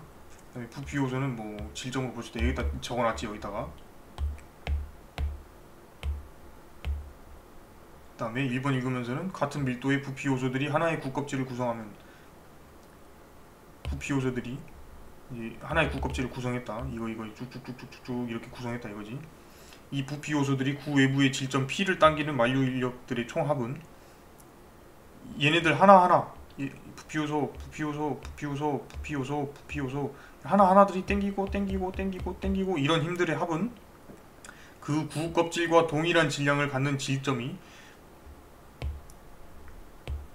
이 구껍질과 동일한 질량을 갖는 질점, 여기다 이제 만드는 거야. 그러니까 이거를 이제 꽉 눌러가지고 이렇게 질점으로 만들어놨다 이런 식으로 생각을 하면 편하겠죠. 그러니까 이런 생각을 이제 하라는 거야. 이 질점이 이 O에서 P를 당기는 힘과 같다. 그러면 여기다 이제 이렇게 정리를 해둘 수가 있어요. 부피 요소 얘네 하나하나 동그라미 부피 요소입니다. 모여가지고 이건 이제 구껍질. 그러면 이 부피 요소 하나하나들이 이제 이 P를 당기는 힘들은 하나하나를 다 더하면은 이 구껍질의 이제 질량이 뭐 M1이라고 했을 때 이 중심에다가 M1이라는 질량을 가진 질점을 놔두고 이 질점이 P를 당기는 거랑 똑같다. 이렇게 이제 설명이 되어 있죠. 다음 2번. 이래서의 구껍질들이 구를 구성할 때 이 구껍질들이 모여서 구루가 되잖아. 이걸 이제 어디서 알 수 있어? 이 그림에서 알 수가 있죠. 그래서 그림이 중요하다는 거야. 그래서 그림이 우리를 도와준다는 거고, 그림이 미래다. 뭐라는 거야? 아무튼 이제 구껍질이 이렇게 다 모여 있는 게 이게 지금 구죠. 구를 구성할 때 그 동심의 구껍질들이 P를 당기는 만류 인력들의 총합은 이 구껍질들 하나들이 얘가 얘 당기는 거, 얘가 얘 당기는 거, 얘가 얘 당기는 거, 얘가 얘 당기는 거 이런 거 있잖아. 이런 것들을 다 더하면 그 구와 똑같은 질량을 동일한 질량을 갖는 질점이 그 구의 중심 O에서 P를 당기는 만류 인력과 같다. 이 구 질량을 총 이제 뭐 라지 M이라고 했을 때 라지 M이라는 질량을 가진 질점이 이 위치에서 P를 당기는 거랑 똑같다 이 소리죠. 그럼 이제 이거를 또 정리를 해두면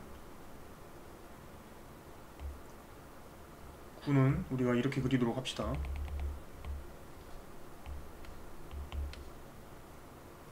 이제 구 질량이 라지 M일 때 이 구가 당기는 힘은 구 질량을 한 곳에 모아놓는 이 구와 동일한 질량을 갖는 질점이 여기서 P를 당기는 힘과 똑같다 이거죠. 이 구를 이루는 구 껍질들의 총합이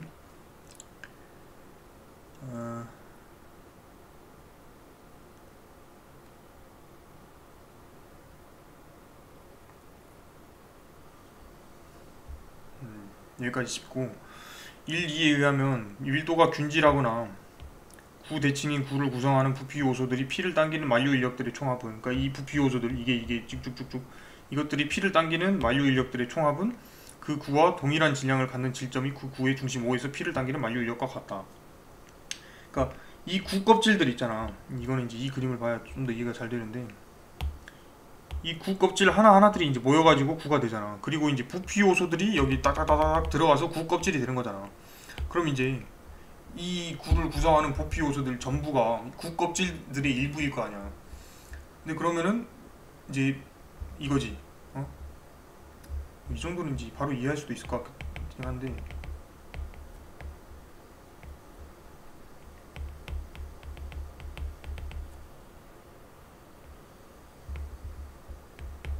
이렇게 된다 이거지. 이렇게 이해를 해두고 그러면 우리가 이제 일본에 돌아가서 이제 문제를 풀기 시작해. 밀도가 균질한 하나의 행성을 구성하는 동심의 구 껍질들이 같은 두께일 때 어쩌고 저쩌고.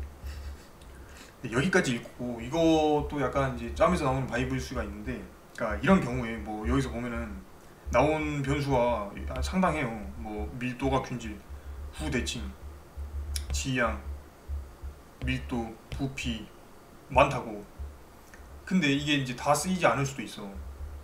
여기서는 결론적으로 말하자면 밀도가 거의 안 씁니다. 거의 안 쓰이는 게 아니라 그냥 안 쓰여. 근데 이걸 보고 그러니까 딱 봤을 때 그냥 그러니까 여기까지 지금 밀도가 균질하거나 뭐 밀도를 곱한 값을 밀도가 균질한 이거를 보고 밀도는 거의 안 쓰이겠구나 라는 이제 생각을 어느 정도는 깔고 갈 수도 있어. 그러니까 내 생각이지만 짬이 쌓이면 그렇게 된다고 봐. 그러니까 근데 만약에 그렇게 했다가 막히면, 그런 방식으로 했다가 막히면 그때 이제 살짝 밀도를 좀 생각을 해봐도 되는 거지. 그러니까 뭐 여기에 이제 또 밀도라는 단어가 나왔는데 여기서는 막 밀도가 다르면 막 이런 소리 있으면 그럼 생각해야지. 그러면 이런 거 근데 만약에 다시 생각하는데 뭐 시간이 더 걸린다 해봤자 30초밖에 안 되기 때문에 30초도 안 걸리기 때문에 이런 어떤 팁은 좀 이제 쓸만할 수도 있다. 아무튼 요약하자면 이제 여러 가지 변수가 나왔을 때 막 이 변수를 막 쓸 것처럼 이제 이야기를 해놨지만 막상 이제 아예 안 쓰는 경우도 있다. 거의 생각을 안 해도 되는 경우들이 많다.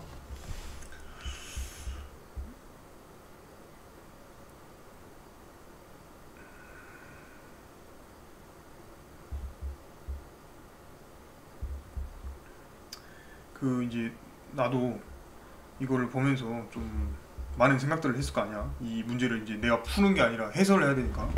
그래서 이제 1번 선지를 보는데 밀도가 균질한 하나의 행성을 구성하는 동심의 구껍질들이, 그러면 구껍질 모여서 이제 구가 되어 있는 거잖아. 이게 이제 같은 두께일 때 하나의 구껍질이 태양을 당기는 만류 인력은 얘 하나가 뚝 튀어나와가지고 이 하나가 태양을 당기는 만류 인력은 그 구 껍질의 반지름이 클수록 커지겠군. 반지름이 클수록이란 건 얘보다 얘 뭐 이런 걸 말하는 거죠. 근데 여기 보면은 이제 같은 두께일 때 이런 이제 단어가 나와.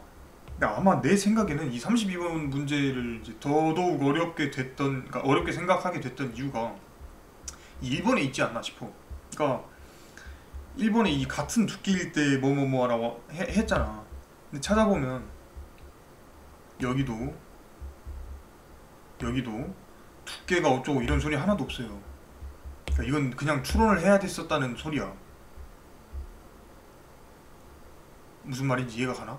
두께 뭐 같은 두께일 때 어떻고 다른 두께일 때 어떻고 이런 소리 아예 하나도 안 해줬다고. 그러니까 국껍질들이 이제 두께가 같을 때 반지름이 크면 어떻게 될지 머릿속에서 상상을 했어야 된다 이거지. 좀 너무했다. 그러니까 수능 국어치고는 너무했다는 이제 이야기들이 나오는 게 이 부분 때문이 아닌가 싶어요. 제 생각엔. 제가 이제 다른 분들 해설 강의를 막 많이는 보지 않아가지고 잘 모르겠는데 이 부분이 좀 너무했을 수 있다. 그래서 이제 이거는 설명할 때 그냥 좀 빠르게 하자면 국껍질들이 같은 두께야. 그러면 이제 얘랑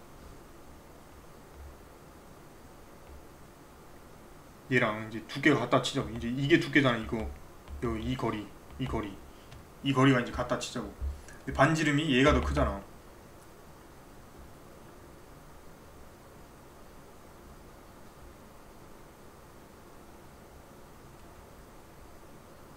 음.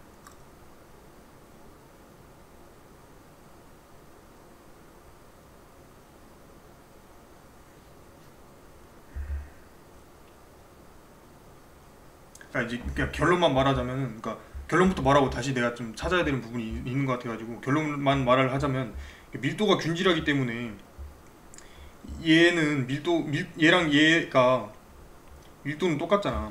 밀도는 똑같은데 크기가 달라. 그렇기 때문에 이제 얘가 질량이 더 크거든. 그래서 이제 얘가 태양을 당기는 만류 인력이 이제 더 커. 반지름이 큰 게 더 커져. 잠깐만, 이거를 내가, 그러니까 근데 이제 문제는 이거잖아. 밀도가 균질한데 크기가 크면은 질량이 큰 건가? 이게 이제 문제잖아. 이것도 근데 그렇지. 그러니까 이 부분이 추론이야. 그러니까 국 껍질의 반지름이 클수록 이 부피가 더 큰 건지 크다, 이거를 이제 추론을 했어야 된다 이거지.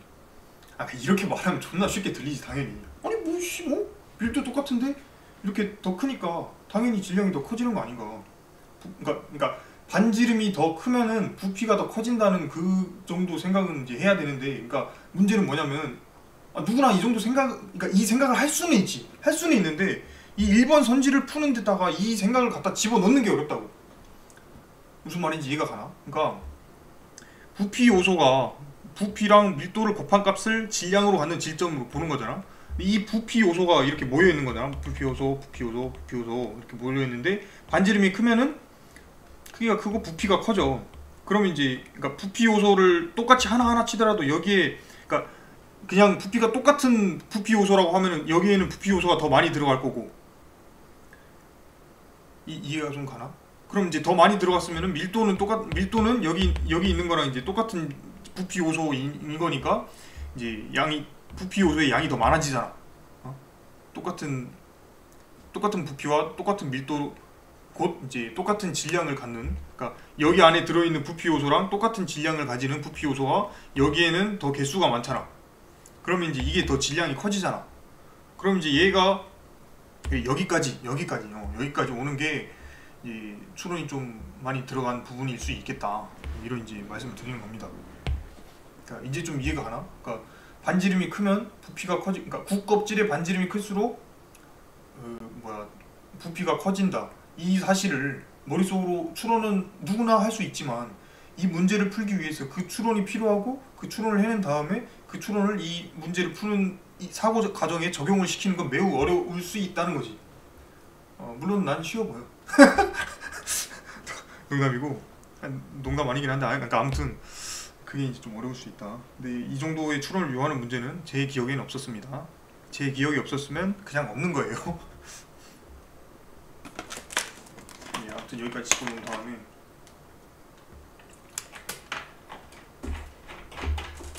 사실 2번만 좀 빡세지.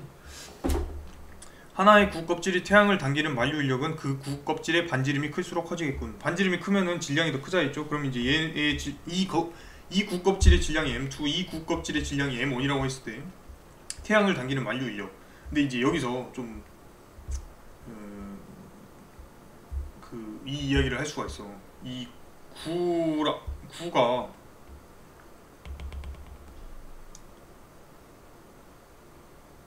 그러니까 이 구가 이 P를 땡기는 만류 인력 있잖아. 이거랑 이 구와 동일한 질량을 갖는 질점이 이 구의 중심 거리에서 이 P를 땡기는 그 만류 인력은 똑같다고 했잖아. 그럼 우리가 여기서부터는 관점을 좀 적용을 해야 될 수가 있어가 아니라 그냥 적용을 해. 이 정도는 이제 할 수 있어야 돼. 그러니까 이 정도 생각은 그러니까 나랑 똑같이 하진 않더라도 비슷하게는 이제 할 수가 있어야 돼. 그러니까 관점이 여러 가지가 될 수가 있어. 그 만주 인력을 대하는 관점이 하나는 구 껍질들의 합, 하나는 그냥 구 그 자체, 하나는 그 구의 질량을 가지는 질점. 이렇게 이제 세 가지의 관점을 노릴 수가 있다고. 그러면 이제 하나의 구 껍질이 태양을 당기는 만류 인력으로 돌아갔을 때 태양은 이거잖아. 근데 이 태양 대신에 태양의 질량을 똑같이 가지고 태양의 중심에 있는 질점으로 그냥 바꿔서 생각을 하는 거야. 이 정도는 할 수 있지 않을까? 나는 그렇게 생각을 했어. 그러니까 나는 이 정도는 이제 하는 게 맞다고, 이 정도 추론을 하는 게 맞다고 생각을 했어. 그러니까 아무튼 이렇게 생각하는 게 더 편하지. 그럼 이제 똑같은 이제 질량을 가지는 질점을 이렇게 땡길 때 아까 만류 인력은 뭐라 그랬지? 그러니까 땡겨지는 놈 질량을 두 개 곱한 거, 그리고 이제 거리의 제곱이라 그랬잖아. 그러니까 거리의 제곱 이렇게 세 가지가 변수라 그랬잖아. 거리는 근데 똑같지. 그러니까 얘가 질량이 더 크잖아. 그러니까 거리 똑같은 것도 이제 헷갈릴 수가 있기 때문에 이것도 이제 관점을 바꿔서 생각하는 게 나아. 그러니까 왼쪽에 있는 거. 얘는 어찌됐든 이제 이 두 개의 부피가 다르다는 거. 그러니까 M1보다 M2가 더 크다는 거. 이거를 알아낸 다음에는 이제 질점으로 바꾸는 거야. 이 구 껍질을 하나의 질점으로 보는 거지. M2의 질량을 가지고 있는 질점. 얘는 M1의 질량을 가지고 있는 질점. 그러면 얘가 얘를 땡기는 이제 그 만류 인력은 태양 질량을 뭐 라지 M이라고 두면은 이제 거리 제곱분의 M1 곱하기 라지 M일 거고, 얘는 R 제곱분의 M2 곱하기 라지 M이겠지. 이거 R은 왜 똑같을까? 이 구 껍질은 동일한 그 구에서 뜯어져 나온 이제 그 구 하나의 행성을 구성하는 동심의 구 껍질들인 거잖아. 그러면 이 구 껍질들의 그 구 중심은 똑같은 위치에 있는 거라고. 똑같은 위치니까 당연히 태양과의 거리도 똑같겠지. 근데 내가 이게 지금 너무 어렵게 설명하고 있는 게 아닌가 좀 걱정이 많이 되네. 근데 뭐 이 정도는 이해할 수 있지 않을까. 그러니까 아무튼 그래서 이제 만류 인력이 같은 두께일 때 구 껍질의 반지름이 클수록 얘가 더 크다. 이거 이제 결론을 낼 수가 있죠. 이게 이제 적절한 이야기입니다. 다음 2번을 합시다. 2번을 풀면서는 그냥 이 관점 적용한다는 걸 그냥 전제로 그냥 깔고 갈게요. 설명 굳이 이제 더 안 하고. 태양의 중심에 있는 태양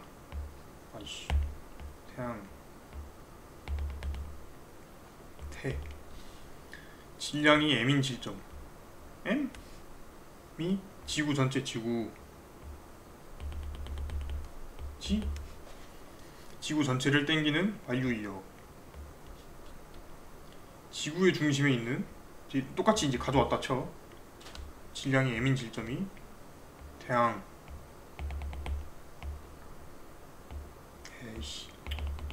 지구 이 M인 질점이 태양 전체를 당기는 만류 인력과 크기가 같겠군. 이러면 이제 이 지구 전체를 지구와 동일한 질량을 가지면서 지구의 그 구 중심에 있는 질점으로 볼 수 있겠죠. 그럼 지구 질량이 M1이라고 합시다. 그러면은 이거는 거리는 이제 당연히 다 똑같지. 이거 거리는 태양과 지구 중심 사이의 이제 거리니까. 그럼 이제 질량은 얘는 M이랑 M1. 그럼 이제 이 태양 질량을 M2라고 봤을 때 이 태양은 M2라는 질량을 가지면서 태양의 중심에 있는 질점을 볼 수가 있잖아. 그럼 이제 이 질점 M2 거리는 똑같고, 얘는 M과 M1 간의 만류 인력, 얘는 M과 M2 간의 만유 인력이지. 근데 M2는 태양 질량이고 M1은 지구 질량이라고 그랬지. 그럼 이게 서로 다르지. 이게 다르지. 근데 이 R이 똑같으니까 아까 적어놓은 만유 인력 공식에 의해서 그러니까 비례한다는 그거에 의해서 그 원리에 의해서 둘의 만유 인력은 크기가 다르다는 걸 알아낼 수가 있죠. 근데 그러니까 나는 이제 설명을 하면서 그냥 뭐 이거 맞는 건데 약간 이렇게 되는데 설명이 어렵게 들리고 있는 거면 어떡하냐. 이게 좀 걱정이 되네. 충분히 이야기한 것 같은데 그래도 이 정도면. 그러니까 일단 대전제 우리가 이 세 개의 관점으로 볼 수 있다는 그 전제에는 이 구 껍질들이 다 모여서 구가 돼. 그리고 이 구 껍질 하나하나들은 부피 요소가 모여 있는 거야. 그리고 이 부피 요소가 얘를 어떤 걸 땡기는 거는 이 부피 요소랑 동일한 질량을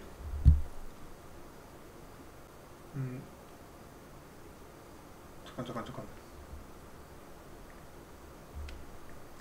그러니까 이 부피 요소들이 하나의 이제 내가 순간 이제 헷갈린 게 하나 있어가지고 미안하다. 이 부피 요소들이 하나의 구 껍질을 형성하고 있을 때, 이 부피 요소들이 얘를 땡기는 만유 인력들의 총합은 그냥 이 구 껍질과 동일한 질량을 가지는 질점으로 이렇게 만들었을 때 얘가 땡기는 거랑 똑같다. 고 했으니까. 아이씨. 그리고 그거랑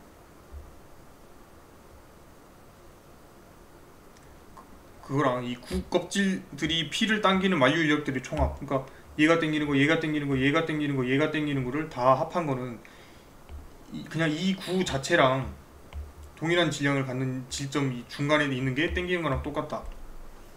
이렇게 두 가지를 줬잖아. 이것까지 보고 우리가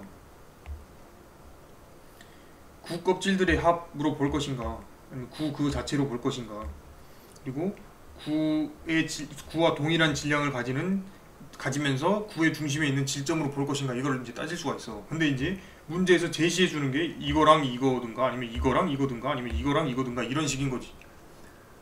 이해가 좀 되나? 그래서 이제 우리가 이거를 자유자재로 갖고 다니면서 이제 이렇게 문제를 푸는데 써먹을 수가 있으면은, 그럼 이제 아주 컴플리트하게 이제 문제가 풀린다. 이런 이제 이야기입니다.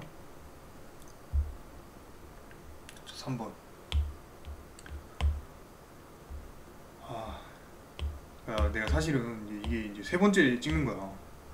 그럼 이제 그동안 이제 많이 늘었을 거 아니야. 는 건 아니고 좀 어쨌든 많이 이제 했을 거 아니야. 근데 이제 처음에는 그게 날아갔고, 두 번째는 약간 뭐 음질이 좀 이상했고, 그래가지고 이제 다시 찍는 건데, 그러니까 완벽주의 성향이 있어가지고 이것도 그냥 때려치우고 다시 찍게 될지 모르겠네. 아무튼 3번. 질량이 M자. 질량이 M인 지구 질량 M, 라지 M. 질량이 스몰 M인 달 질량 스몰 M. 둘의 중심 사이의 거리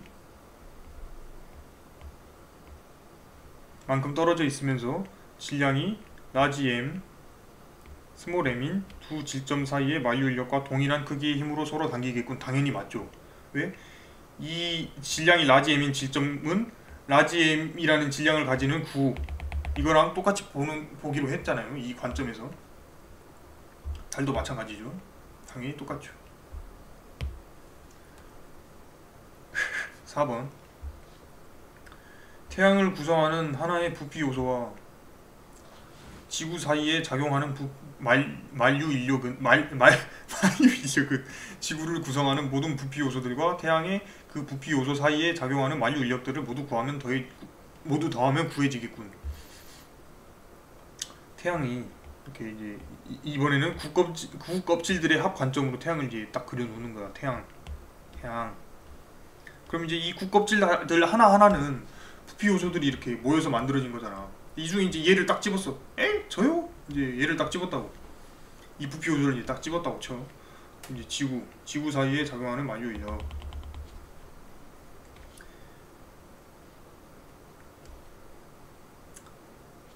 이제 지구라는 이제 하나의 구, 얘랑 얘가 당기는 힘, 이제 처음 이게 같냐고 물어본 그 첫 번째 이거지.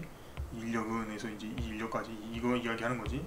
그다음 지구를 구성하는 모든 부피 요소들과, 그러면 지구도 똑같이 이제 이 구껍질들의 합 관점으로 이렇게 그려놓는 거지. 껍질들의 합 관점. 지구. 그러면 이 구껍질들은 부피 요소 하나하나들로 이루어져 있고, 이 구는 그런 구껍질들로 이제 이루어져 있기 때문에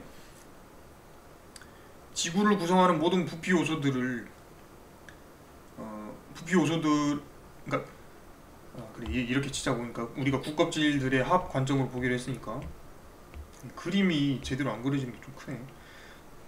부피 요소들 하나하나들이 모여가지고 이 구껍질을 만들고, 이 구껍질 만들고, 이 구껍질 만들고, 이 구껍질 만들고, 이 구껍질을 만들었지. 그리고 그 구껍질들이 모여서 돼 있는 게 지구잖아. 그러면 지구를 아까 그 관점에 따라서 이렇게 지구 중심에 있는 지구 질량을 가지는 질점으로 볼 수가 있지. 그럼 마찬가지로 지구를 구성하는 모든 부피 요소들, 이것들도 지구 중심에 있는 지구와 동일한 질량을 갖는 질점으로 볼 수가 있는 거야. 그러니까 내가 방금 설명을 제대로 한 게 맞을까?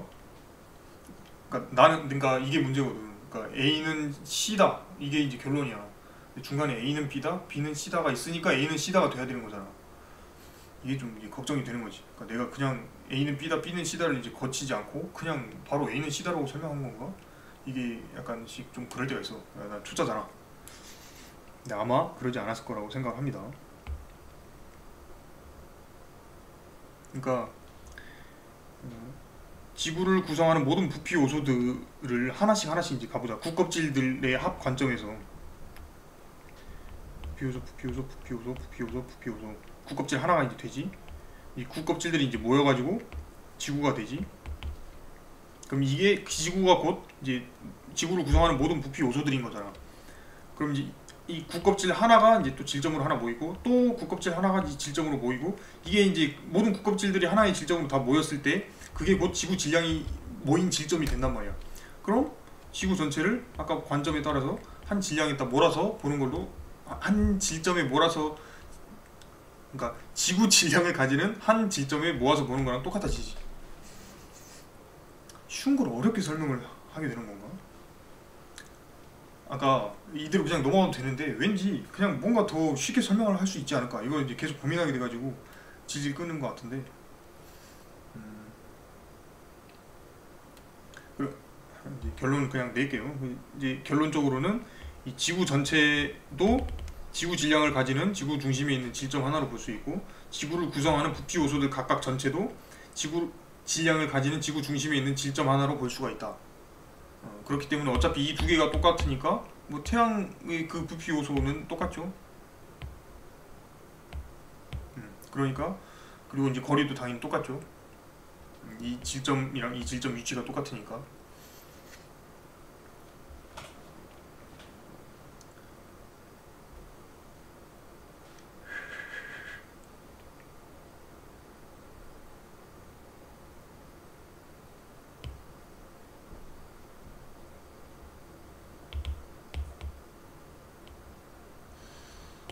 이거 내가 검수하다가 또 뭔가 만족을 못 해가지고 다시 찍게 되는 불상사가 생길 것 같은 느낌이 드네. 이거 좀 아무튼 반지름이 R, 질량이 M인 지구 반지름 R, 질량 M, 지구 표면에서 높이 H에 있는 H, 질량이 M인 구슬 사이의 만유 인력. 그럼 이제 마찬가지로 이 지구랑 지구 중심에 있는 지구 질량을 가지는 질점, 얘랑은 그냥 똑같이 보자고 그랬죠. 만유 인력 계산할 때 그렇게 해도 된다고. 얘랑 이 구슬도 마찬가지로 구기 때문에 구슬 중심에 있는 질량이 스몰 m인 질점과 계산할 때 똑같이 칠 수 있죠. 이 둘 거리는 당연히 똑같이 R 플러스 H죠. 그럼 거리 똑같고 질량 두 개가 서로 똑같고 크기가 같다. 이렇게 이제 마무리가 되는데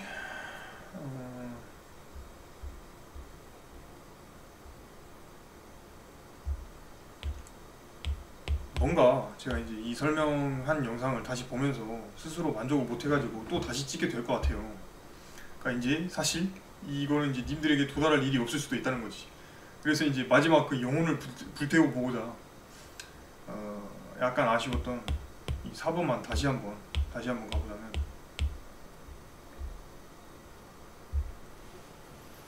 태양을 구성하는 하나의 부피 요소. 태양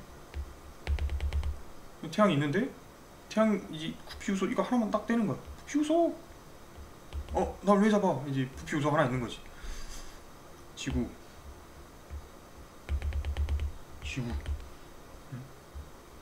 그리고 이제 똑같이 태양 똑같은 부피 요소 또 잡아.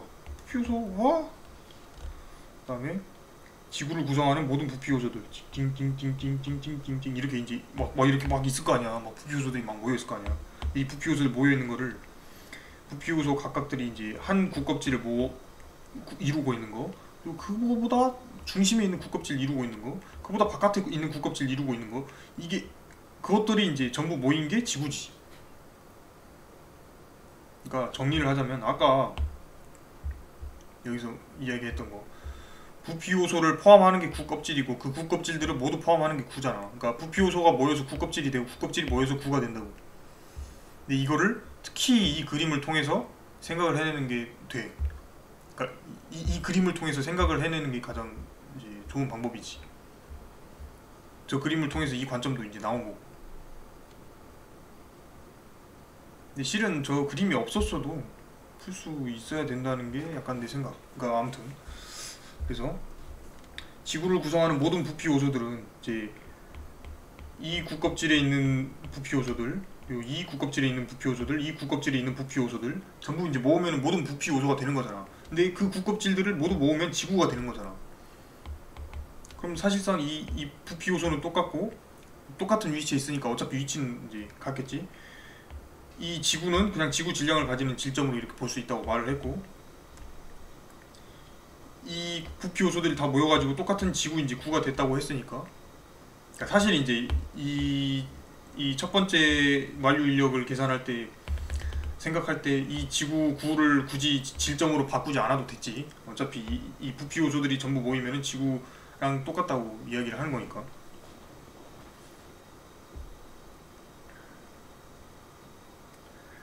그래도 설명이 뭔가 부족한 것 같은 느낌이 왜 이렇게 들지? 응? 뭔가 약간 여기는 좀 심화 파트라고 생각을 하고 시간이 남는 사람만 자 그러면 그냥 아예 그 수학하듯이 이게 이제 F입니다. 이 F야. 태양을 구성하는 하나의 부피 요소와 지구 사이에 작용하는 만류 인력이야 F. 그 다음에 지구를 구성하는 모든 부피 요소들과 그 태양의 그 부피 요소에 작용하는 만류 인력들을 모두 다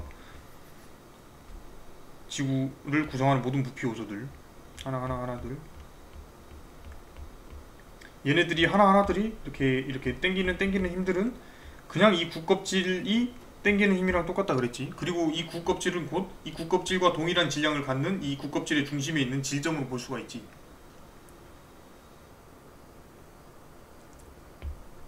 그러면 아까 이야기했던 거랑 이제 덧붙여져서 구껍질들의 합으로 이제 부피 요소를 그냥 볼 수가 있고, 그 구껍질들이 땡기는 것들을 전부 더하면은 그 구가 땡기는 거랑 똑같잖아. 곧 구 질량을 가지는 그 중심에 있는 질점이 땡기는 거랑 똑같아지고.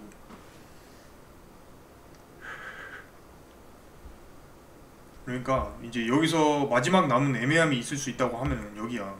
모두 더하면 구해지겠군.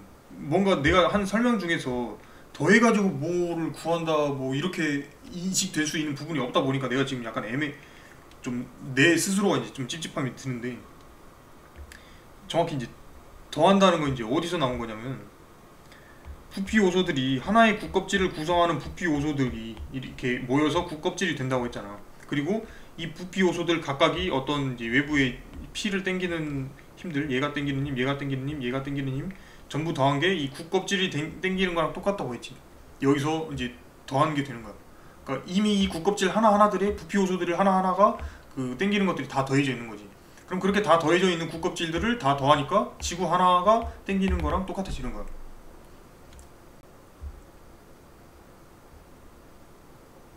그럼 이제 그 이제 이 만유인력들을 모두 더한 값이 g라고 하면 g는 이제 태양 부피 요소 이것까지 똑같지. 이것까지 똑같고 거리도 이제 당연히 똑같고 이제 여기에 무엇이 들어가느냐가 문제인데 여기에 들어가는 게 지구를 모든 구성하는 모든 부피 요소들이라고 했지. 그리고 지구를 구성하는 모든 부피 요소들 이게 당기는 힘들은 결국은 다 합하면 지구 전체가 당기는 힘이랑 똑같다. 이걸 방금까지 설명을 했지. 그렇기 때문에 여기 들어가는 건 그냥 지구로 놓을 수가 있고 결국엔 이제 F랑 G가 똑같아진다. 전부 똑같으니까.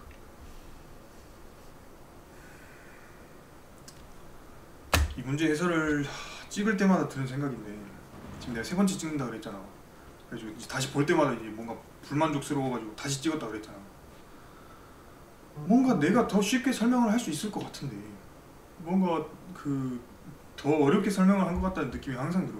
그래서 이제 만약에 정말 내가 그랬다고 하면은 그래가지고 막 이해가 좀 안 됐다, 너 때문에 괜히 더 헷갈린다 막 이렇다고 하면은 댓글을 남기면 이제 친절하게 답변을 해주겠다.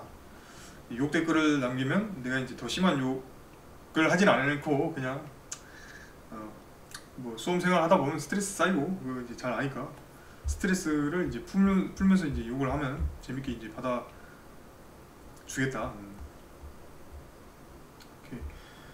이렇게 딱 32번까지 해설 마친 것 같고 32번 뭐 이거는 뭐 해야 되냐? 그래 한번 보자. 그냥 이제 노가리 까면서 그것이 일으키다 문제를 일으키다 그것이 진작할. 진작할이 무슨 뜻인지 모르는데 나 알아야 되는 거네. 근데 뭐 몰라도 돼요. 만들었다. 만들었다. 우주 모형을 만들었다. 고안했다. 맞아, 이거야. 2번이야.